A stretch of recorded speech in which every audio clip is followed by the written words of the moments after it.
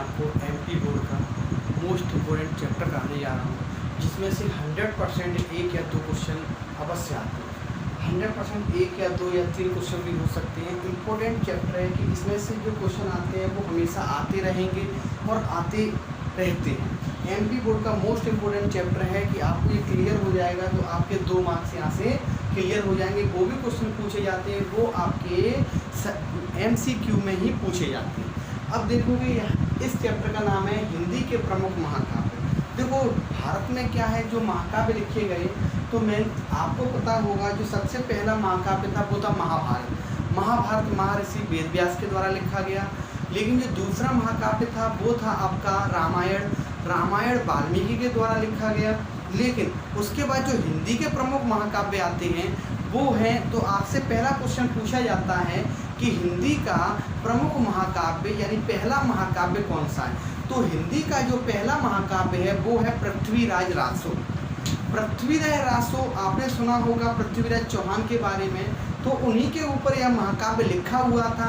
और यह महाकाव्य पृथ्वीराज रासो उनके सेनापति चंद्रबरदाई के द्वारा लिखा गया और इसमें पृथ्वीराज चौहान और मोहम्मद गौरी का वर्णन किया गया है। अब इसमें देखोगे ये हिंदी का वो महाकाव्य है जिसमें सबसे ज़्यादा सर्ग है, या इसमें टोटल सर्ग 69 है। सबसे बड़ा महाकाव्य है हिंदी भाषा का कि इसमें 69 सर्ग है और ये लिखा गया और अपभ्रंश भाषा में लिखा गया। अब अपन को इसमें क्या याद करना है, अपन को इसमें याद करना है कि हिंदी का पहला महाकाव्य कौन सा है। तो हिंदी का पहला महाकाव्य है पृथ्वीराज रासो। इसके रचनाकार कौन है, चंद्रबरदाई। और यह किस भाषा में लिखा गया है, वो अपभ्रंश भाषा में लिखा गया। इसके बाद आता है दूसरा महाकाव्य। दूसरा महाकाव्य है पद्मावत। आपने चित्तौड़गढ़ की रानी का नाम सुना होगा पद्मावत, जिसके पति का नाम गौरी था। और एक आपने सुना होगा अलाउद्दीन खिलजी, जो खिलजी वंश को चला रहा था। अब देखो पद्मावती महिला थी। अब इनके ऊपर लिखा है किसने, मलिक मोहम्मद जैसी, जो एक सूफी कवि थे। और इनकी जो भाषा थी वो थी ठेठ अवधी, ग्रामीण भाषा थी।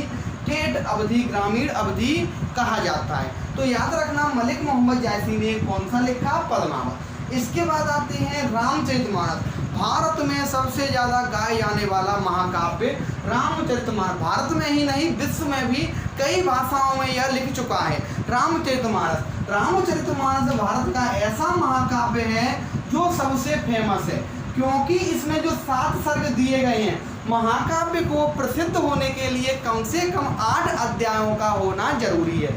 सर्ग का मतलब होता है अध्याय।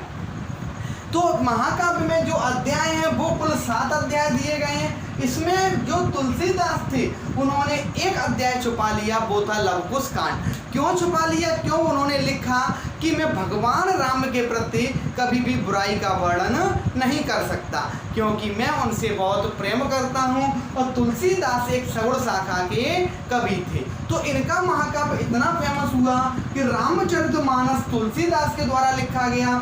कितने अध्याय हैं इसमें, 7 अध्याय। किस भाषा में लिखा गया, अवधी भाषा में लिखा गया। यह प्रमुख महाकाव्य, मोस्ट इंपोर्टेंट महाकाव्य है, क्योंकि 7 अध्याय होने के बाद भी ये हिंदी में महाकाव्य में प्रचलित है। अब इसके बाद आता है रामचंद्र का। अब इसकी मैं कहानी आपको सुना देता हूँ। एक बार क्या हुआ कि तुलसीदास जी ने अपनी महाकाव्य लिखकर कंप्लीट कर लिया था। लेकिन इसके बाद क्या होता है कि जब केशव दास ने क्या किया कि तुलसीदास के पास पहुँच गए। अब केशव दास बहुत ही इंटेलिजेंट राइटर था उस समय, लेकिन तुलसीदास थोड़े छोटे से थे। तो उन्होंने मना कर दिया कि प्रभु मैं आपको अपनी पुस्तक रामचरितमानस नहीं दिखा सकता। तो यहाँ से तुलसीदास जो केशव दास थे उनको बहुत गुस्सा आ गया। उन्होंने कहा तुलसीदास आज तुमने मुझको जो पुस्तक नहीं दिखाई, अब मैं अगले दिन तुमको एक राम के ऊपर नई पुस्तक लिख के दिखा दूंगा। तो उन्होंने एक पुस्तक लिख के दिखा दी रामचंद्र का। अब यहाँ से क्वेश्चन पूछ लिया जाता है, इधर देखना, कठिन काव्य का प्रेत। ये क्वेश्चन पूछ लिया जाता है, कठिन काव्य का प्रेत किसे कहा जाता है। तो राइटर है केशव दास।